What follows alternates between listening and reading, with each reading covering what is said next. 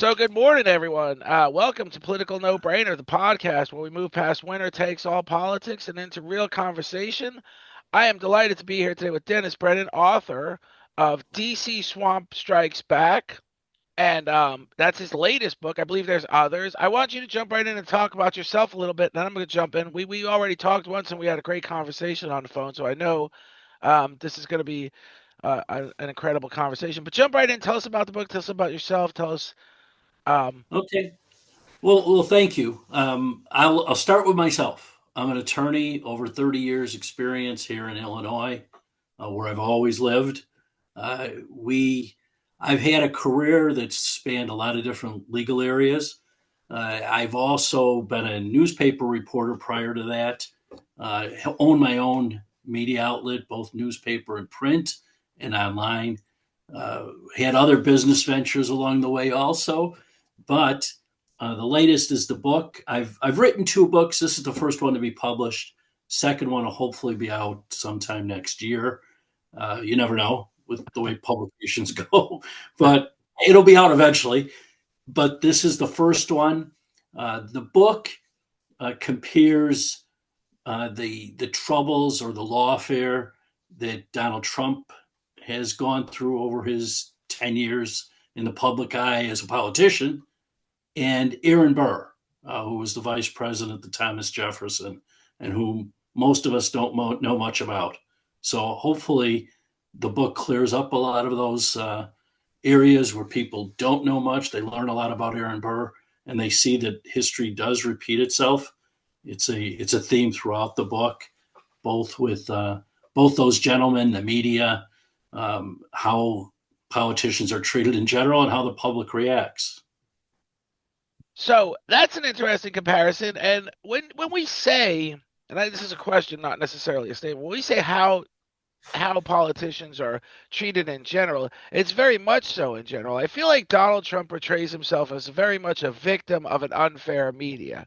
And either the media has been unfair to every politician or it's been fairly unfair to every politician. But the fact of the matter is, when we think about Donald Trump's treatment, it is no better or worse than any other president and any other. I remember, just for example, Dan Quayle fell from grace for one simple mistake, and it seemed like so he spelled Mm. potato wrong, but he was prompted to spell potato wrong. He literally had a card in front of him that told him this is how you spell Mhm. potato. So even the greatest, I guess, teachers would have caught the mistake and not. But when you're in the moment, you're with kids, you're reading from you generally, like, even if you're reading from a book, you're reading, and he was just assaulted brutally as being a complete moron, and and Yes, I he mean it's was. and Donald Trump has had those moments. I mean, literally, I remember one in particular where he came out of a meeting with the president of the Virgin Islands, and he said, "I just met with the president." Well, he came out of the meeting with the governor of the Virgin Islands, which I just made the mistake.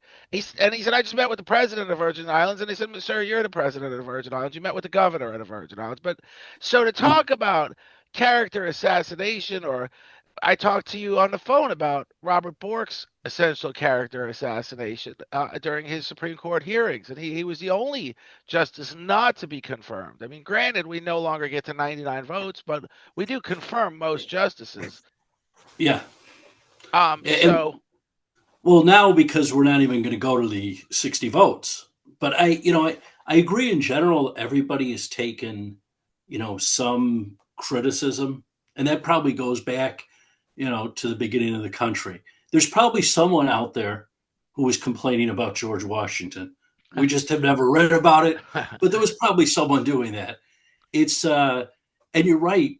The time now, though, like Quail, that played everywhere, right? The potato thing, and he's depicted as being dumb. No, I don't. I think if you're, reaching that level and you're not dumb, you're probably brighter than 90% of the people in the country. But maybe comparatively, maybe he wasn't the brightest vice president. I don't know. I think, and it's not just Quayle. Everyone's taken some criticism, but I think Trump is at a different level where it's not only criticism with the press. We've got a lot of issues working together. You've got, lawsuits, you have criminal actions, which Burr also had, but there aren't you won't see other presidents or vice presidents going through as many cases as either of those men did. Or at least I couldn't find any. There might be individual cases, right? Spiro Agnew had the IRS issue where he didn't pay Right? taxes, and there are some. There There are, but you also, I mean, I feel like you have to realize he went into the White House carrying a load of 3,000 cases from his business. So there was definitely some coverage of that. You know, he is by far the most litigious president, but also maybe possibly by far the most litigious businessman. I mean, it's also his initiative. Some of these cases, he's bringing on a case now where he's suing his own government. I mean, he's suing our government, but he's the leader. So essentially, he's Yeah, suing his I own entity. right, or at least he made a claim, right? The Right.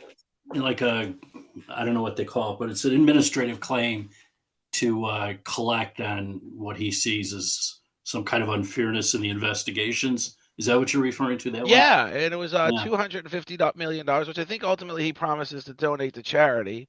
But the question of is he being pursued legally entirely too often? And I think a lot of that sometimes when you think of that, the amount, some of it's carrying over from his business and his personal life. And then there are the arguments that he so I've essentially quantified the argument or compared the argument to Reggie Jackson, who was a great baseball player but hit the most strikes, but also hit the most home runs. I mean, Donald Trump is one of the most active presidents out there, so it brings a level of concern. Some of his activity, it's questioned. We question his activity. Are you suggesting the book should have been a comparison between Reggie Jackson and Donald Trump? No, not at all. Not at all. That wouldn't be fair to either one, really. That's entirely two I mean, different I do dynamics. think you've hit on something. I would guess he is probably the most litigious president, and it does come from the business aspect where he was either sued or suing. And I think in this term, he appears to have taken the offense on a lot of those cases. So yes, he's in court suing a lot of people since the last election, or maybe during the last campaign to now, media especially. So yeah, I think in some ways he likes being in court. I even had the feeling watching the case in New York, and you know that he actually liked being there for some reason, as if you don't really feel like even if they find me liable or if they find me guilty of the case, it's not going to affect me. He almost has that aura about him where the big thing is I'll go outside and talk and cameras will be on, which they're always on Trump. I mean, this guy, they were on him before being president, right? I mean, he was a celebrity. So, He actually people remember him being a celebrity. So let me tell you what I remember of him. I was a kid and he was a businessman and really Trump Towers was something you used to walk into New York City and that was a building everybody just had to walk in the lobby of. And I remember he was always at odds with a mayor Ed Koch. Ed Koch absolutely hated him, and he hated Ed Koch. And again, a lawsuit ensued where he was, the case came where he bought the air rights to build Trump Towers, and everyone's like, "Who buys air? Who is this moron?" But he bought the air rights of adjacent buildings so he could build a taller building, and ultimately that was a sticking point with Ed Koch. And then he asked the state for tax abatements. And Ed Koch said, absolutely not. He said, we're going to revitalize Manhattan with this one building. And again, this was a classic example of sort of I can imagine a car dealership hires a car salesman, and you walk by him and you overhear him telling the customer this car flies and gets a million miles to the gallon. And the first thing that would happen is the sales manager would fire him. But Donald Trump wasn't fireable; it was his own business, and there is reason to believe that. And he won the case. So let me preface that he got the tax abatement, and that was a shot to Ed Koch's ego. So it was on. It was full on. So I remember hearing about there was a water crisis in New York City, and I remember hearing about Ed Koch would literally park his limo outside of Trump Towers and see if the waterfall was flowing on his marble wall in that lobby of that building. And it's recycled water. You're not using water. The water is yeah. you're not using fresh water to. But yet Ed Koch said the waterfall had to be off during the water crisis. So, um, so he was a guy that, like you said, he loved to be in the spotlight. And even though it was bad press with with essentially popular mayor, it was great press for an essentially what would become a very popular businessman. So I think he's learned from that. And he expounds on it all. Even in court, he looked like Don Gotti. He looked guilty, but I'm going to win. And in New York City built this case, so we've got 15 misdemeanors, and I think nowhere else in the country can you turn misdemeanors by accumulating an amount of them into a felony. Generally, a misdemeanor is what you're fighting, and a felony is what you're fighting. But in New York City, if you combine misdemeanors, they ultimately become a felony. So the fact of the matter is, he wasn't convicted of felonies; he was convicted of misdemeanors, and he himself felt like this is a bunch of garbage.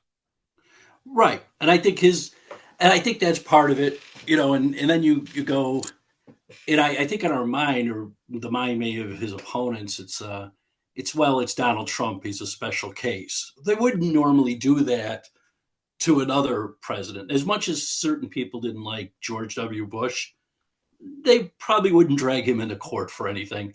Although No. some people talked about it with, can you bomb, certain countries and so forth. But they're probably not going to do that.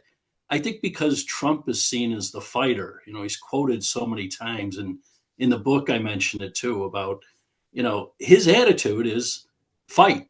You it's not only standing up in Butler, it's fight. Someone says you're, a bad dresser, you fight them over that. Like, what do you mean that suit's bad? Let me argue about your, the way your hair is cut or whatever. It is almost insane, but it's funny, and it keeps people engaged. And I think Trump does believe that old axiom about any press is good press. Just spell my name correctly. And you hear that, even you used to hear it in politics, local politics, where people would tell you, don't worry, at least they've got your name out there. And I'm thinking, that's not great if what's followed by your name is you're being investigated, or the FBI was at your house, or whatever the issue might be.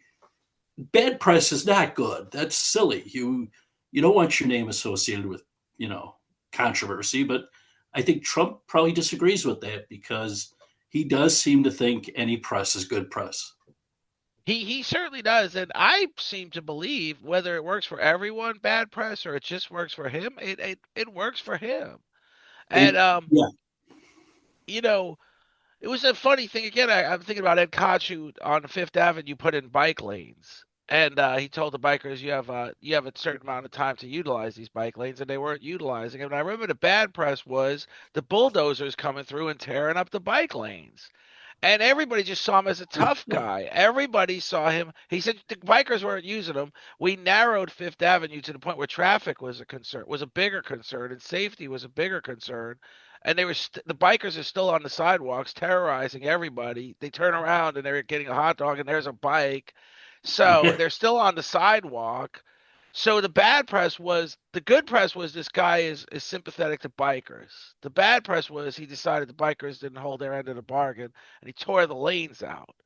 This is kind of like demolitioning the White House. Yesterday, I read Barack Obama put in a basketball court. Well, a basketball court isn't tearing down the left side of the whole entire White House. I got it that nobody was real. Some other president built a pool. So I think Donald Trump loves the idea of these. What I'm seeing is tractor trailers literally ripping a wing of the White House off to build a ballroom.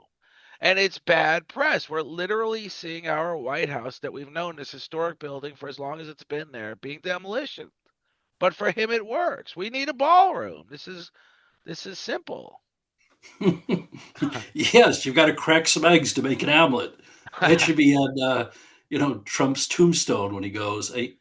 I, I think, yeah, he figures that kind of press doesn't matter because in the end, you're going to have this big, beautiful ballroom or whatever he's going to call that. And I don't know, having never really been in, that area of the White House, I don't know. I did a tour, but I don't know what they need or not need. And I suppose things like a basketball court or a bowling alley someone had in there. I'm not Hoover, sure. Roosevelt maybe was the bowling Well, alley. I'm not sure. maybe. I know over the years presidents have put different things in there, and in some respects, I always think, well, okay, they're there. They live there, they work there. Who cares? But then you also start to look at it and think, a lot of times they're on vacation, or they're at some Camp David or Camp whatever, or in Trump's case, he's at his own places often. And you're like, wait a minute, if you're not there all the time and you're only working there, I don't have a bowling alley at work. I mean, most people don't have a basketball court at work or, whatever, a big ballroom. Right. Well, yeah, and I mean they also you have a chef there. You're Yeah. downstairs from your office is your bedroom. I mean, this is pretty posh living. You don't really need to make it more posh. You can, like you said, Camp David could be the place where you swim or play basketball. I mean, you don't. Right. I mean, and this is, but what I think, and I really want to read your book, but I think what's going on here is it's not about the ballroom. He talked about the ballroom in his first term, and he talked about it in the simplest of terms. We're renting tents. We're renting tents. And there are people out there who say he's right. This is just a way we need a ball. The White House should have a ballroom. What I see him doing is following through on everything he says, and what I see no other president doing is following through on whatever they said. So I always equate that with like President Obama, who said, I'm closing Guantanamo Bay." And it's like you're not closing Guantanamo. First of all, the whole notion of Guantanamo Bay was we have prisoners we can never try. All you've done with those prisoners is move them to places like the Bali Islands, and they'll never be tried there. So you haven't closed. It's metaphorically speaking. It's never been Mhm. closed. The notion is that these people will never be tried. The argument is if we try them, we have to release all kinds of government secrets to use against them. So we'll just never try them. So the facility of Guantanamo Bay was never the contention. But when Trump says he's going to do something, he really does it. Ronald Reagan said he was going to close the Department of Education.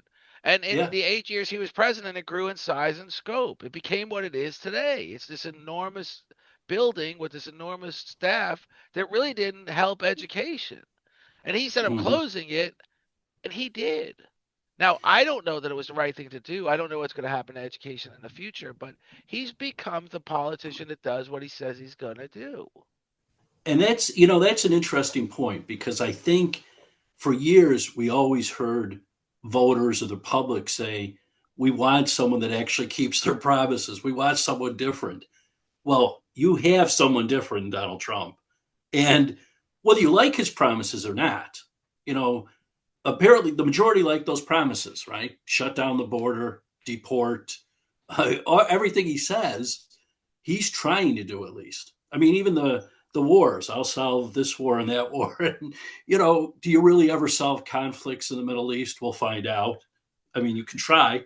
It seems like we get peace, then for a short time, then we get war for a long time, then peace, and everlasting peace. I think is what he's looking for there. I don't know if that's possible, but I, I look at it and think at least he's trying. I mean, he actually said, "I'm going to do these things." If you don't, the fact some people don't like it, well, yeah, you probably didn't like it when he said it either, and you thought somehow he wasn't going to do it, but there he is doing it. We're trying to do it. We're Now, trying to do it. like that. So let's get into the Middle East real quick. First of all, you can't squash an ideology. So this has happened now where he says we got a peace agreement with Hamas. I got the peace agreement. Then there was the whole argument. Well, it was Biden's 21 point peace plan that Trump just recycled. Okay. So allegedly it was implemented. Now you realize it's not. Just like you said, we think we had a deal, and Hamas is saying we're not going to disarm. The whole thing is. But he claimed victory and then said I should get a Nobel Peace Prize, and then became the victim for not receiving the Nobel Peace Prize for a peace that he really didn't accomplish. But so much of what he did do by bringing Tulsi Gabbard in as national security advisor, he brought in a Democrat. And I thought it was Yeah. funny because her only connection to the Middle East was Assad in Syria, and before she ever even got sworn in, Assad was fallen from power before she ever even got sworn in. So, but he Hmm. said he's going to do it. He did it. He brought in RFK, who's I mean, again, these are scenarios where he says he's going to do these things and he does them. Does it accomplish anything? I don't think RFK is going to accomplish much. I don't think I really am not sure Tulsi Gabbard's the person for national security to compile information from like 17 agencies every morning. And I don't think Trump wants to hear about the 17 agencies' activities. So even though he does it in an ineffective way, he's doing it. People really like that. They do. And I think, bringing in RFK Jr., we have a crisis where people don't trust government, and often it's related to health issues, right? All the experts, a lot of it goes to COVID, but even beyond COVID, we wonder, why are certain things still around that we can't seem to get rid of? And I think RFK Jr. has been criticized for his stance on vaccines and so forth, but some of those things that he says, I mean, I like him because of the dye in the food. Like, why are we doing this? I agree. Get it out of there. The pharmaceutical ads. Oh my God. I mean, yes, they shouldn't be on TV. They're not on TV anywhere else in the world. So why are we letting these? They're basically selling drugs to us on TV. And I joked with my own doctor about seeing all these things. And, I asked, do people actually come in here and tell you, hey, I saw this on TV. I think I could use this drug. And he said, you'd be surprised. And I said, well, I couldn't be a doctor because I would have to kick them out of the office. Like, you don't think I've looked into all these things? I've read about it. I'm not going to prescribe something because you saw it on TV during, Fox News or CNN or whenever they're playing these things. It's kind of scary because I think people think they have miracle drugs watching those commercials. And I know RFK Jr. is against it. I don't know if he'll be able to do anything.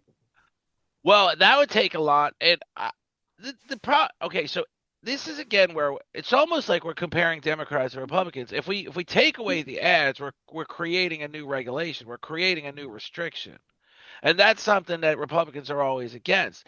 I would suggest to the American people, from my own point of view, don't just listen to. There's sources. There's PubMed out there that you can go online and research treatments and understand new. And it's good to question your doctor because your doctor, even though they're required to do some extended education every year, or what do they call it, renewed ed- Continuing. Yeah. continuing education every year, that they're not necessarily doing some of it about your particular scenario. But to believe commercials is just ludicrous.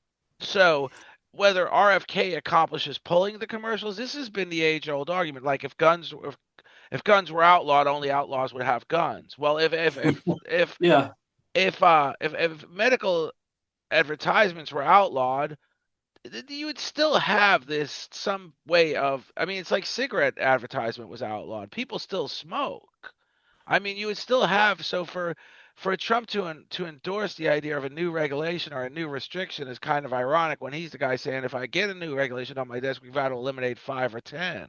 Well, um, I don't necessarily agree with that being a strong suit of RFK's. I think, Mhm. and his notion that acetaminophen causes autism. I mean, I had Temple Grandin on my show who did not comment on that at all, but recommended PubMed. Do your research, and if you look at other, there's good reason to believe acetaminophen during pregnancy does not cause autism. So the fact that RFK is putting that kind of thought out there isn't necessarily what we want either. That's almost like a false advertisement.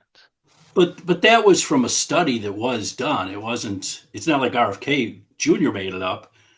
So they do a medical study.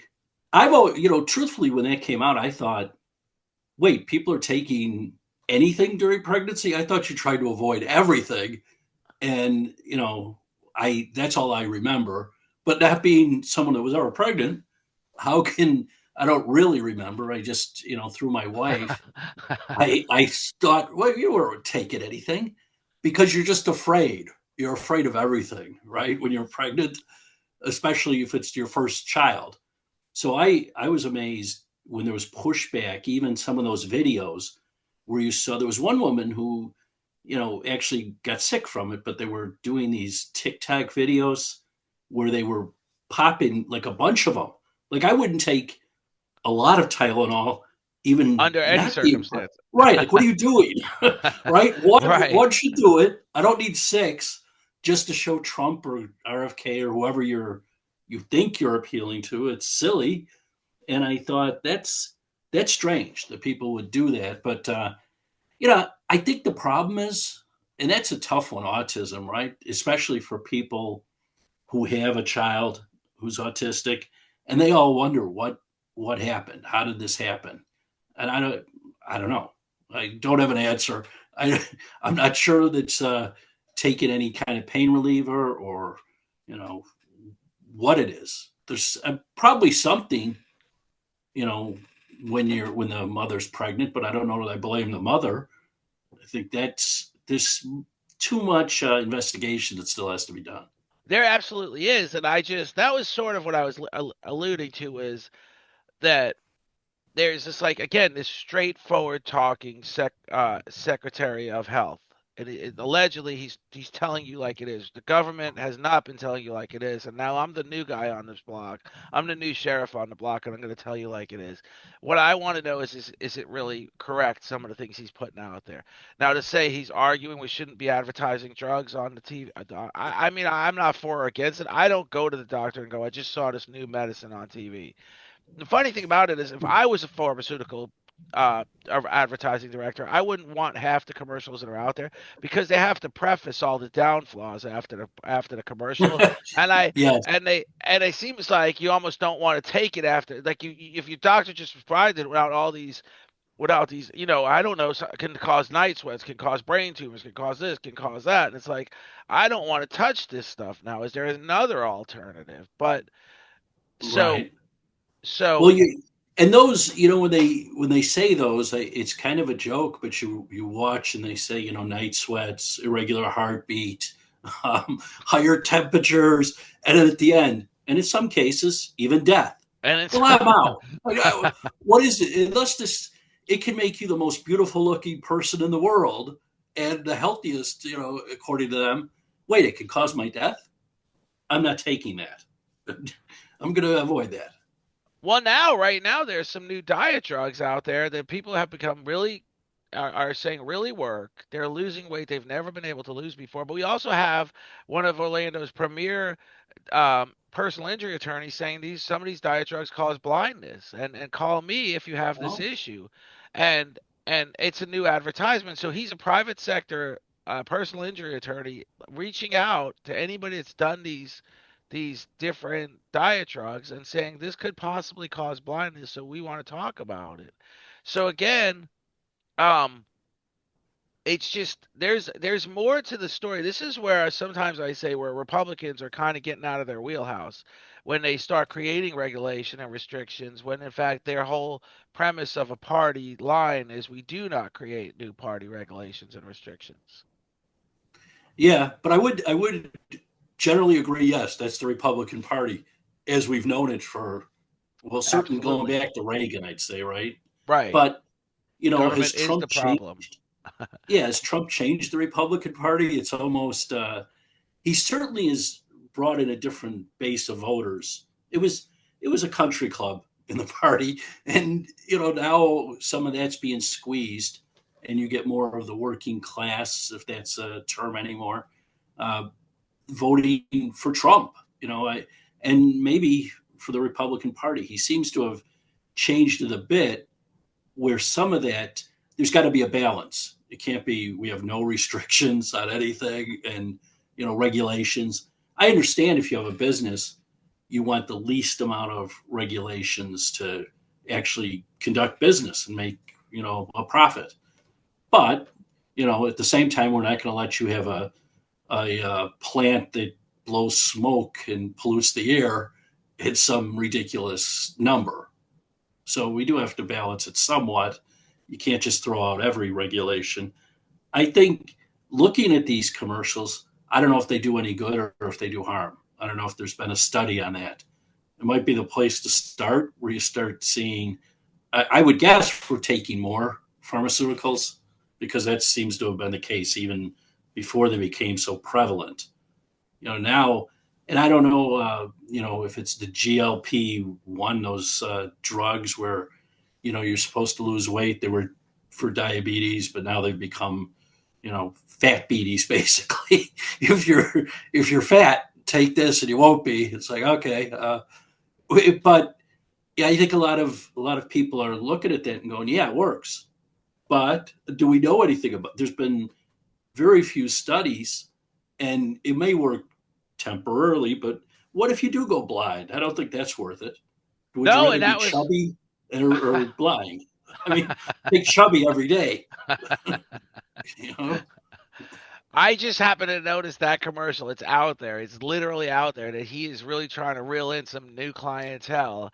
And if he's investing advertising dollars in that respect, he's probably got a point there. He's probably going to close some deals and he's probably going to prove some issues. And um it's a concern.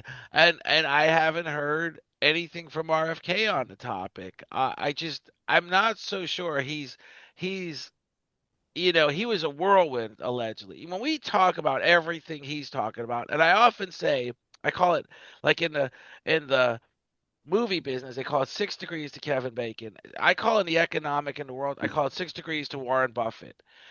Warren Buffett bought Kraft and combined it with Kraft and Heinz Company. They joined the two companies and there was going to be power in numbers. Well, Kraft was this iconic brand name that had fell from grace for years because basically they were producing a bunch of crap and people started eating healthier.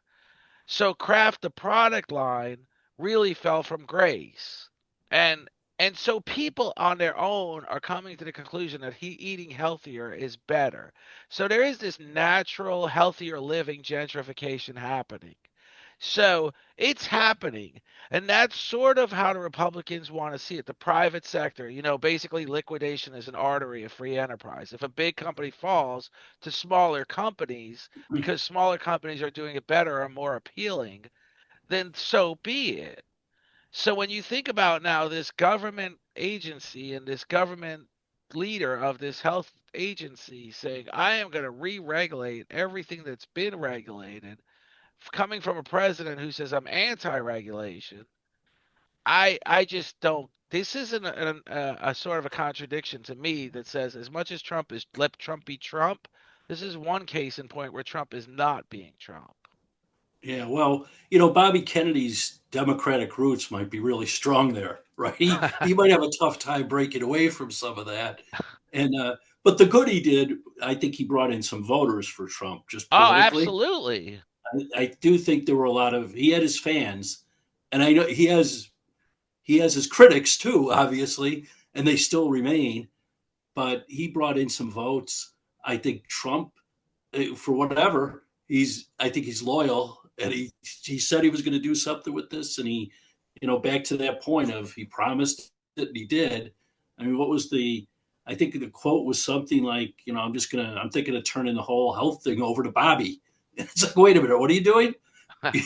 You're turning the whole health thing. What does that even mean?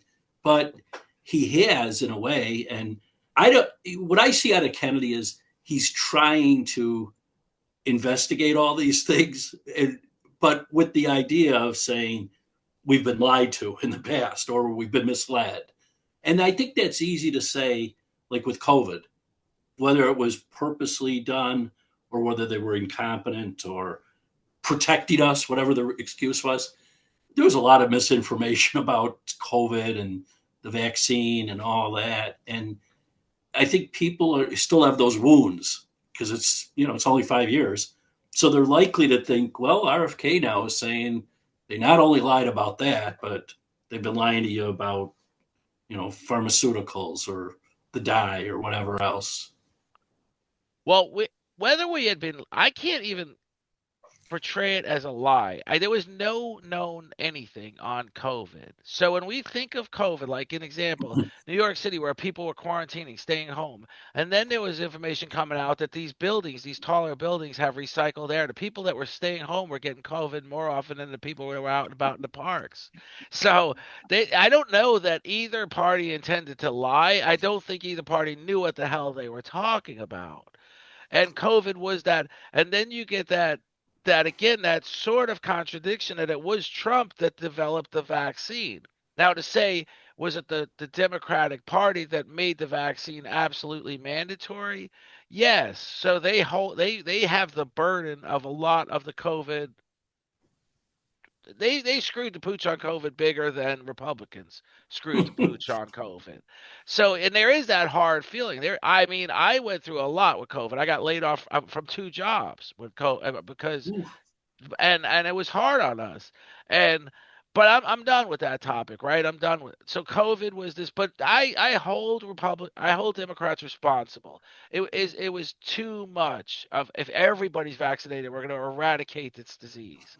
And it's like one you've never eradicated. The only thing that's ever been eradicated was polio. There was no government mandate on the vaccine. It was a vaccine that was available to people. People utilized it, and it really did ultimately eradicate polio. But to think you're going to repeat this success story, you're not. COVID was too No. wide. Well, and I think, the difference in COVID for most of us wasn't going to kill us. I mean, yes, if you were old or if you had immune deficiency issues, yes, you were in trouble. But for most people, when you're a young guy or a young woman in high school or grade school, it's going to be a cold. You're going to be fine. But um, I think the way it was presented was everybody is treated the same, whether you weigh 400 pounds and you have cancer, or whether you're 18 and you're a football player in high school. And it really led to this distrust. And I think, that has helped. I mean, I think it hurt both parties, but really hurt the administration of health. Fauci took a lot of abuse, and maybe rightfully so, because he wasn't, he was telling us things that he admitted later were wrong. And then he wasn't telling us other things like, how was this thing developed? I never liked the story of, it's in some kind of market and it hops into animals. And how could that be? How about it's in that building over there? The It walking says, lab. right. How about the lab that we're funding? Could it be that? Is it possible? When you don't come clean on those things, I think distrust builds, which probably helped Trump more. I mean, in the end, those therapeutics that were developed were much more valuable than the vaccine. Where if you're healthy and you get, they give you the medicine and you're good in a few days, we'll all take that. That's just a bad flu or cold. We're like, okay, Right. we're fine. And then if you had the option, you did have the option under Donald Trump, you had the option of getting a vaccine. But to make it Yeah. mandatory was, and there's been lots of times where I would say both parties lied to us, but I think at times the lies or the misconceptions or to just clear, I'm going to stand my ground because we as Democrats believe this, has really hurt the party. Same. I mean, Joe Biden said I can't close the border because it's illegal. I need congressional legislation to do it. And Donald Trump goes in and says, illegal or not, the border's closed, and he closed it. And there's sort of still that whole hard feeling about that there was, and I've even said there was millions of people coming across the border that shouldn't have been coming across the border. That we should have stopped. And Biden said for 2 years, I can't do anything. I was willing to sign restrictive legislation, and Republicans ambushed it under the leader Donald Trump. He said, "Don't let it go through because it'll work good for me in the campaign," and it did. So it was a good calculation on his bet, and Biden was catering to the progressives, who he said I felt like he couldn't win the election without the progressives, but in the end, the Republicans outplayed the Democrats in that particular instance. And again, I'm just as much as I would love to see the brakes put on Donald Trump in certain directions, but the fact of the matter is he is beating the Democrats at the game of public opinion. I think so. Although sometimes, circling back to the whole media, if you were at least here, in the Chicagoland area, the media is very almost pro illegal immigration and certainly anti deportation. They're standing with the governor, with the mayor of Chicago. All the stories revolve around, hard luck stories where somebody's been here and now he's being deported. The first thing they'll say is, well, he doesn't have a criminal record. Well, except for the fact that he entered the country illegally, and we don't know if he's committed criminal acts. Have you falsified who you are? How? And part of this is not only those individuals. I understand why you'd want a better life. We all want better lives, part of it is how are they still being hired with all this? You're supposed to have e-verify with your business. Who's checking this? Nobody?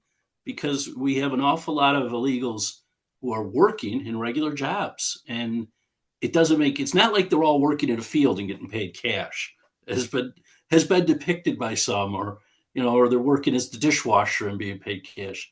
No, they're working on regular jobs and receiving a paycheck. How can they? Didn't we do e-verify? Didn't we check anything out? And the business owners are hardly ever held responsible. Well, I'm pretty clear on the fact that business owners are not held responsible, but there was a time, and it was COVID, where they were, I think they call it the Great Resignation, where people felt like they didn't, the old saying, Americans want to wear Nikes, not sew Nikes.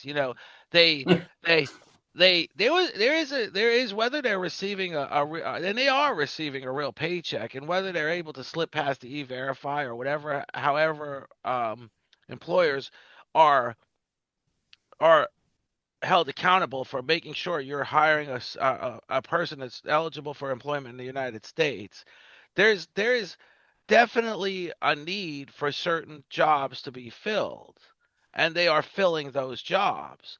So when I hear Donald Trump say something like North Carolina start building furniture again because China's furniture is not going to get here anymore or something, we keep he's better at building the case that these people are taking jobs from Americans that Americans want, when in fact, jobs are disappearing at a rapid rate, but a lot of it's automation. So, for example, uh, I knew a single mom who had essentially a state job at the toll booth. She was a supervisor. The toll booth actually had a tunnel. She would walk through this tunnel and bring cashiers a new cash drawer. She would give them a break.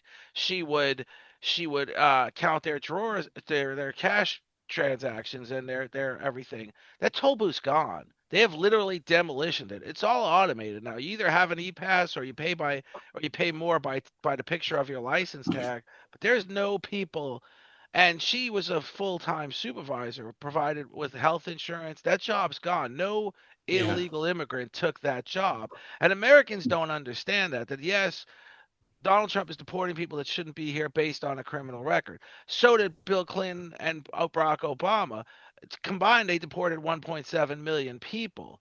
It was the antics they did without. It was the ICE without hoods on their heads they did without. They did it in a way that was the way you're supposed to do it. Well, but I'd say the difference in those scenarios, nobody fought Barack Obama or Bill Clinton on their deportation. The Democrats, as a party, are fighting deportations of even criminals. I mean, these states are, considered sanctuary states. They don't follow federal law. So even if you're arrested, you're in prison, they won't call ICE and say, "Hey, we've got a detainer on this guy. Okay, pick him up," which would make it a lot easier. They're not on the street, running around trying to pick up people willy-nilly. I would agree. I think they'd prefer that. And I remember Tom Homan saying at the beginning of all this, if you cooperate, this will be easy. Turn over the criminals. If you don't, there's going to be collateral damage because we are coming and we're going to get them. And I looked at that and said, well, he did kind of warn you. You can't really complain later that ICE is all over your streets. But the Democrat leaders in these cities and states are arguing, no, ICE, only pick up the criminals. So how do I do that? You're letting them go. They're now even passing rules that you can't even be arresting people at the courthouse. It's a public building. Why can I not arrest them at the courthouse? So I know they're a criminal. I'm arresting them. Now, whether ICE is going to follow any of that, I suspect they won't. I think that'll go to court and they'll talk about the supremacy clause and, that the state or county doesn't have a right to pass such a rule. But I think the Democrats have brought that on themselves, and probably for political purposes. For some reason, they think this helps them. I think there was just a poll done where, it's mostly Hispanic, but only 51% of Hispanics are against Trump's deportation issue, way he's doing it. It's like, Really? You would think that would be a lot higher the way the media portrays it. But there's quite a few Hispanics that are for these deportations, and maybe that's the difference between, are we talking Mexican compared to Guatemalan, or whatever other country? I don't know. Well, Trump did say this is going to happen. And again, that goes to his credit. He said he's going to do it. He did it. Whereas other presidents may have, I mean, I remember Bill Clinton promised a kosher kitchen in the White House. I mean, I don't think really anybody cared if he was going to have a kosher kitchen or not. But it was just, I was just thinking, what if Yasser Arafat has to visit one day? What, is they're going to really serve him a kosher meal? I mean, how is this going to work? But so Trump was the guy, and he's even said, I could walk on Fifth Avenue and shoot somebody, and my supporters would still love me. I mean, he did that before he knew it was so. As with today, we know it's so. As today, we know there are really, truly people that and I think he could jump on he could be in the Oval Office, jump on the Resolute desk, take a crap on the floor, and people would say it's absolute brilliant diplomacy. I mean, there are people. He was right before we even defined this amount of people that are just that way. And maybe and even I sometimes say, as much as I hate his arcane, his crazy spastic approach to certain things, there there are times I think some of the heavy lifting needed to be done. For example, this whole standoff, which is I don't think going well, where we're still in 24 days of a government shutdown. So now we're at the Yeah. second longest shutdown in history, and we will surpass the longest shutdown in history. I'm quite confident of that. I don't see a resolution coming up in the next. I don't know what the date lines are, but I think it's within 10 days. We're at the longest shutdown in history. And essentially, the standoff is this: are we going to reduce the subsidies that we increased for COVID? So this isn't it. So we've got the Affordable Care Act subsidies. They were increased for COVID. COVID is done. So the biggest part of the standoff is are we going to go back to the old subsidies? This is a classic example of where Democrats just can't let go. It's kind of like the in New York City in the South Bronx when rent control was implemented. They said it would just be for 2 years, and they made it permanent. And the landowner said, "I can't afford even to maintain the building at the rents I'm receiving now after 5 years of rent control. The whole area is destitute. It's burnt out buildings now. It's okay to pull back on the subsidies, maybe come to some compromise, maybe not retrieve them all the way back to pre-COVID levels, but this is the Democrats holding strong on this." And it seems like, again, which concerns me, Donald Trump is winning the argument. People are going to start to believe that it's the Democrats as the reason for the shutdown. Right. Well, I think they are, because you've got a continuing resolution that they've agreed to in the past. We're just keeping the funding the way it is. If they agree to that, the Democrats want to relitigate the The budget. big, no, the big Yeah, beautiful bill, big essentially, the beautiful bill, BBB. right? Yeah, the Right, BBB. which cut back, but that was already voted on. We're now, you want to redo that? No, and I think the problem they have is, most shutdowns, I would say it's the Republicans, right, that are saying we're not going along with it. We want something, something cut or something done. And now I'm even forgetting, what those arguments are, because this one has just taken over everything in our lives. But the people that are going to be hurt most are the recipients of, like, SNAP benefits. There's a story out today where states are being told, money's running out, so the states are telling the recipients. Now, I don't have any hard statistics, but anecdotally, I'd say most of those people receiving SNAP benefits tend to vote for Democrats. And, that is not a good idea for Democrats to let their own voters Starve. suffer.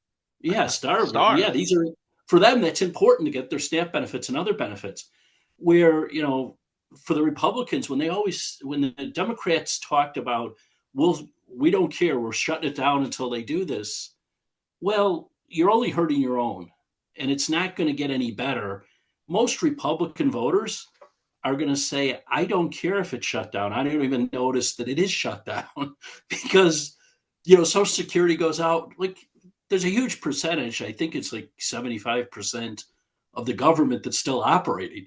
It's like, okay, you can't go into parks to close them, but you're getting Social Security, you're getting Medicare, Medicaid payments will be made. You you have so many court orders. Why does anyone, the military still out there? It doesn't really affect our lives unless you're a recipient of a lot of these benefit programs. And then that's going to affect your life and poorly. Absolutely. And that's why I think again that the Republicans are playing a better game of chess than the Democrats are. I think they really are. I mean, like you said, it's going to affect people that doesn't affect your usual Republican voter. And again, it looks like Donald Trump is the guy that stands his ground amidst all the adversity because he said he was going to do it. He's going to do it. And it gives him a lot of control now. There's literally going to be permanent layoffs at the government because of this shutdown and because of this standoff. And that's something else Yeah. he wants. I mean, Yes. he's never said, I'm against cutting government jobs. Now, Right.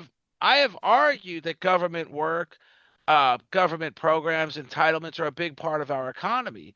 The Democrats, are waiting patiently for this economy to really contract due to these cutbacks. I don't think it's going to happen in time for the midterms.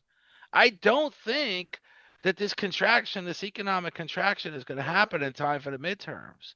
And I really am concerned. My real hope was that we actually not only take back the House, that we possibly take back the Senate. If nothing else, at least we stop some of the ultra lunatic conservative justices getting confirmed if we were back in control of the Senate.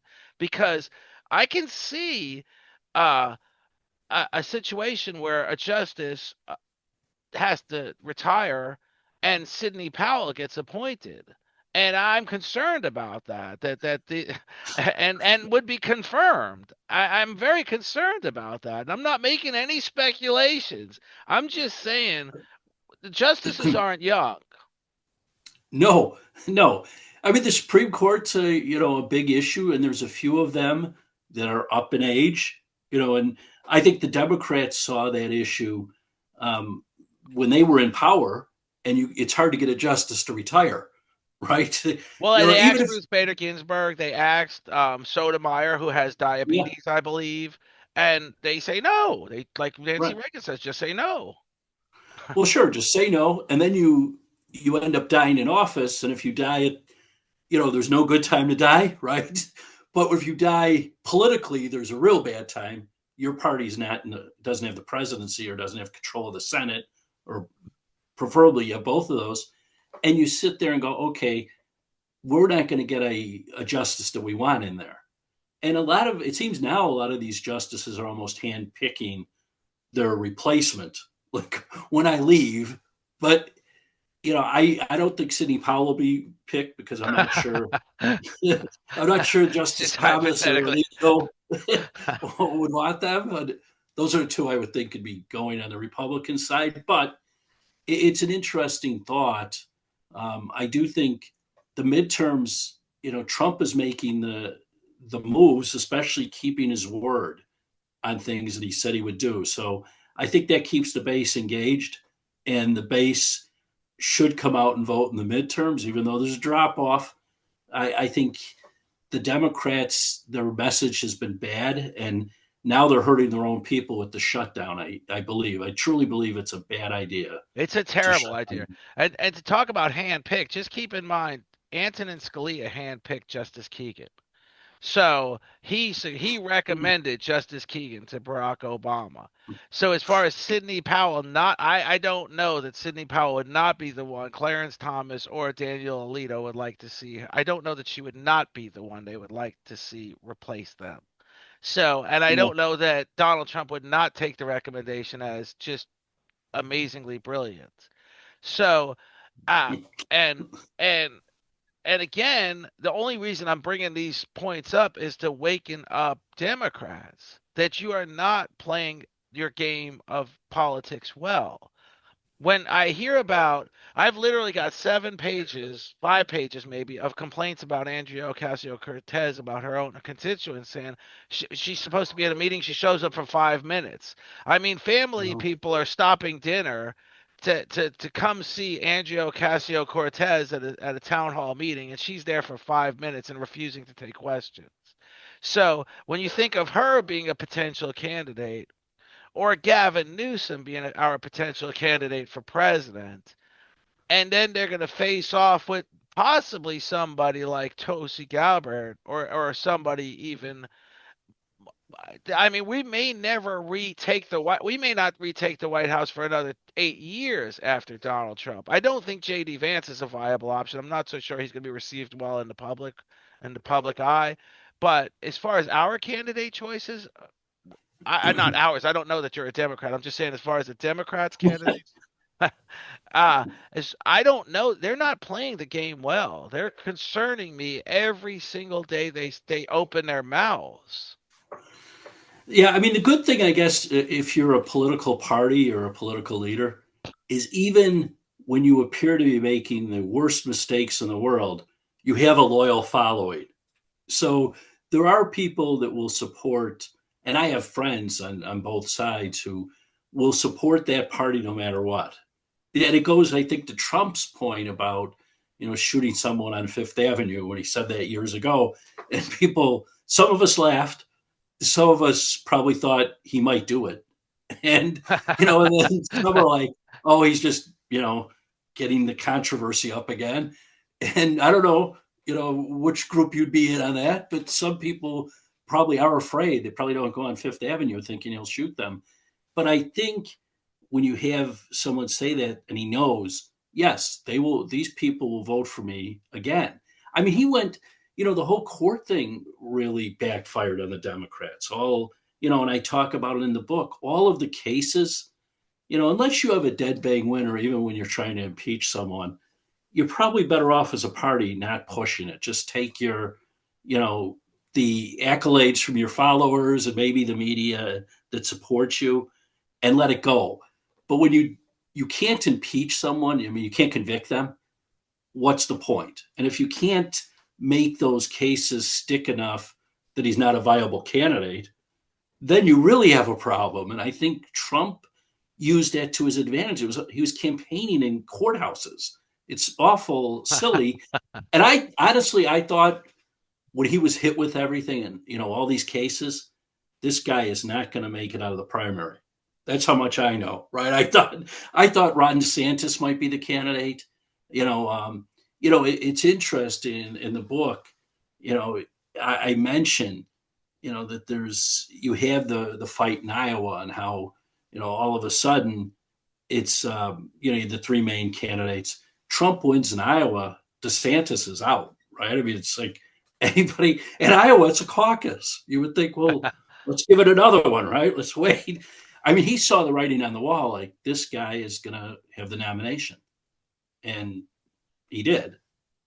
Well, I think there was good. I think there was good reason to believe he'd get the nomination, only because he was the guy out of nowhere. He was the guy like Bernie Sanders, and like you said, when Trump brought on Tulsi Gabbard, really when Trump brought on RFK is when he sealed the deal for his second reelection.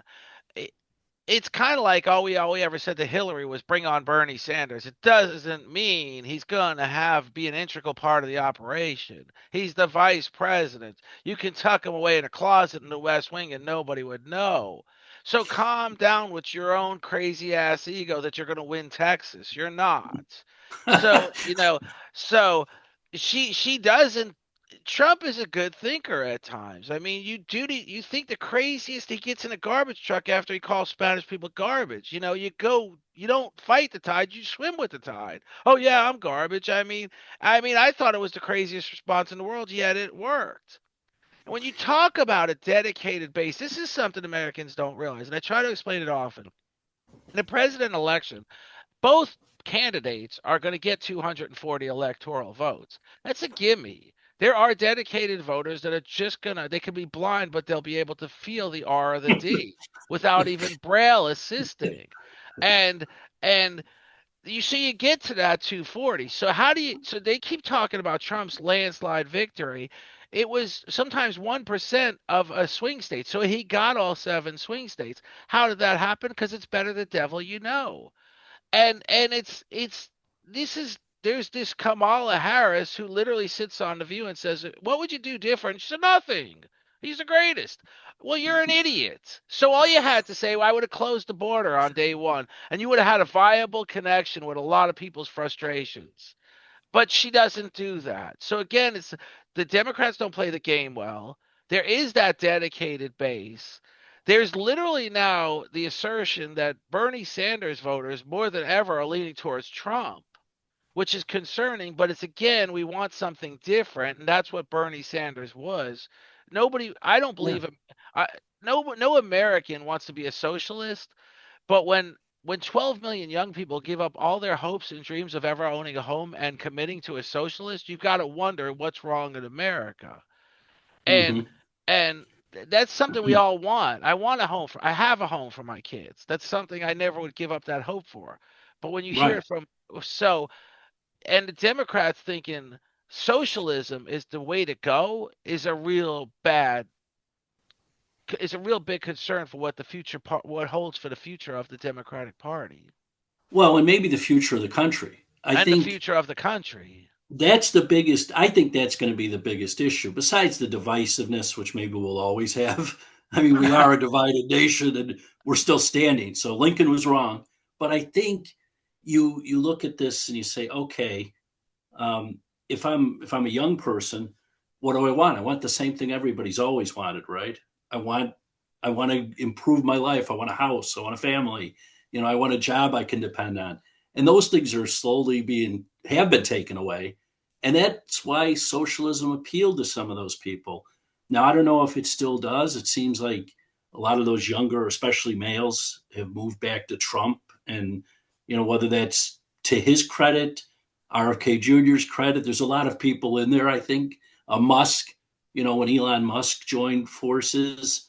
I think it's fascinating how many, young people, they look at Musk and they want to, they love him, but at the same time, those are the same people talking about socialism. He's anything but socialist. He didn't do it that way. What are you doing? I mean, the guy's in every business. He's everywhere. It seems like so. It's an interesting study, and I do think that's the big. Um, what was it? Charlie Kirk had a name for it, but it does.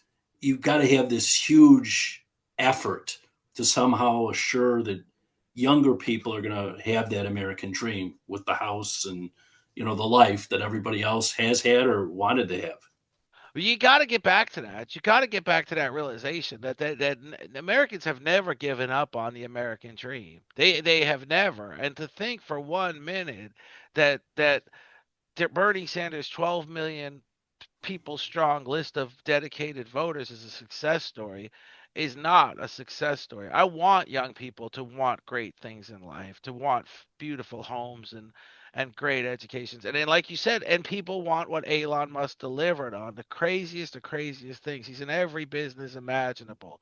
And he's been certain things he does like tunnels. I think he's in the tunnel business and he's made it from like $1 million a foot to $100,000 a foot or something. I mean, there's all kinds of these success stories, and that's what these our kids want to be that guy that creates that next new thing.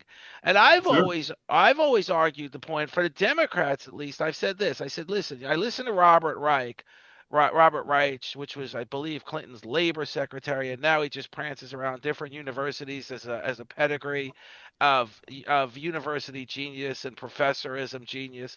But he talks in a way he says, just keep in mind, and he doesn't say it, this is not verbatim, just keep in mind Jeff Bezos' mom lent Jeff $250,000 to start his business. Well, that's not such a, it's kind of like, what was his name? The guy that said $1 million, I want $1 million ransom. Austin Powers. And they're like, well, that's not a lot of money anymore. Oh, I want $2 million then. I Yes. mean, that's like Robert Reich saying, just remember, you don't have this opportunity. His mom loaned him $250,000 to start his business. And it's like, no, Robert, everybody should be able, we should have these policies in place where I really believe kids should be able to take a $250,000 loan to start a business as an option instead of going to college with a $250,000 loan. They should be able to pick and pursue Hmm. the American dream that way if that's what they want. And I don't think I've listened to Charlie Kirk often enough to think his message was a little bit offsides, but I've also questioned the integrity and the credibility of some college tuitions and some college degrees and where they get you.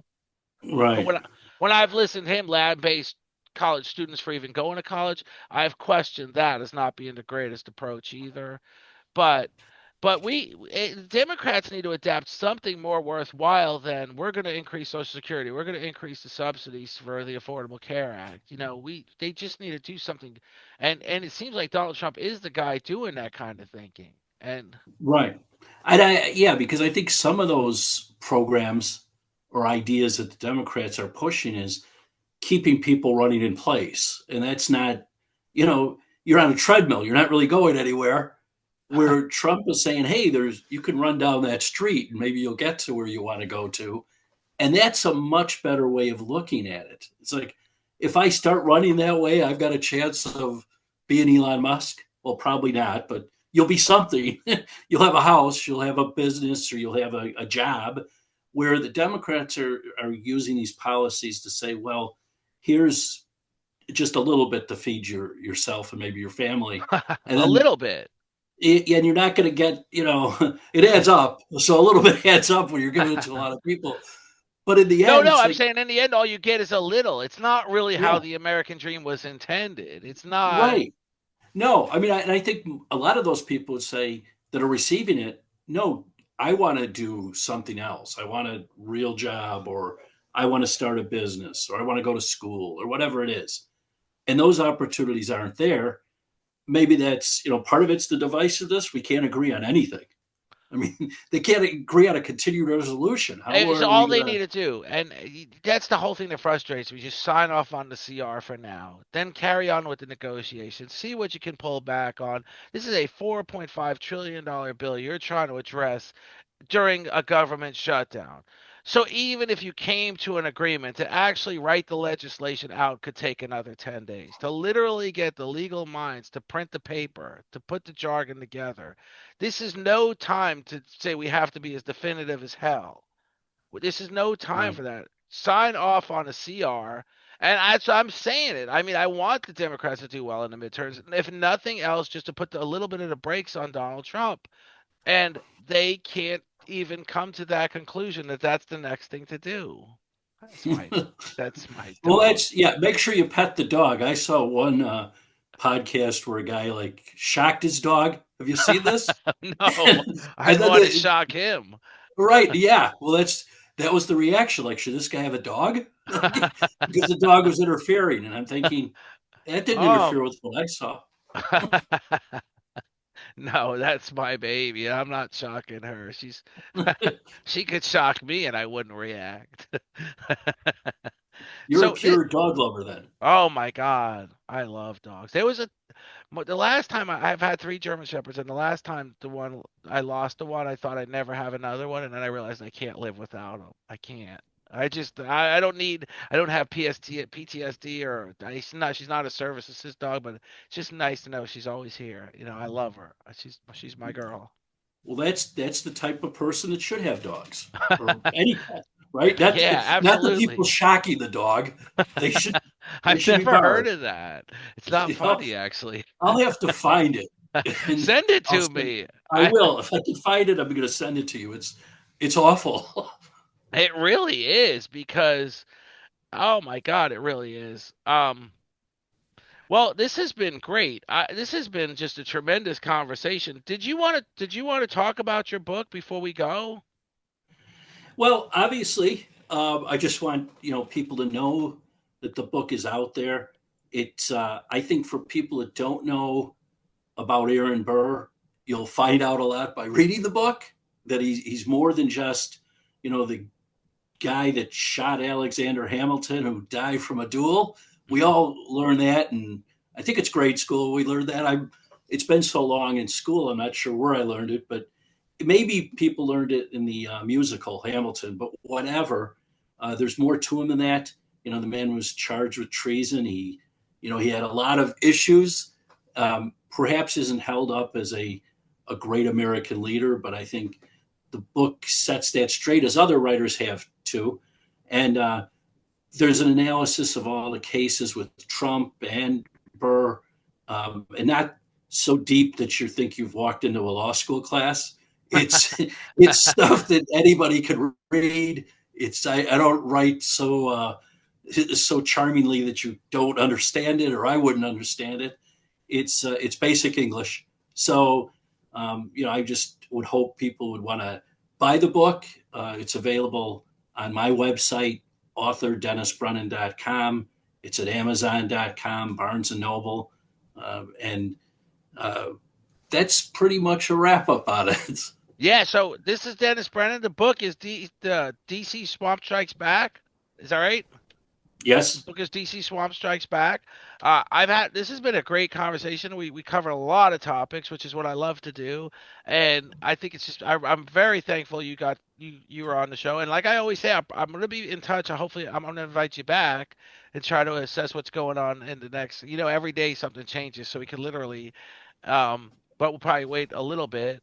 But but I hope you're willing to come back and I am willing to come back, and I enjoyed this.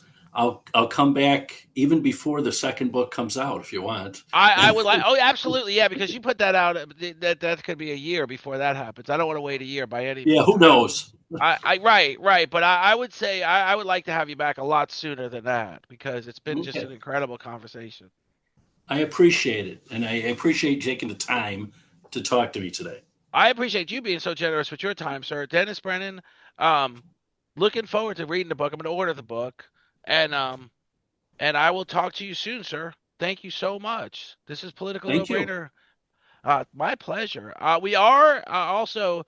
I'm not. We're starting another podcast. It's gonna be called "The Chair Across the Aisle," so it's not gonna be so political. And I think this conversation falls into that category. So I think we're gonna. This is gonna be on both. But when we publish this on all the outlets, so it's gonna be on YouTube and Apple Podcast and Spotify and everything. Just like you said, there's so many. I don't even know all of them. That I will definitely get those links to you. Thank you. And Thank you, Dennis. And we will we'll put put it out on our end. the book information up on our political no brainer website so they know where to find it. Thanks a lot. Talk to you soon, Dennis. Have a great day. Thank you, sir. Okay. Bye.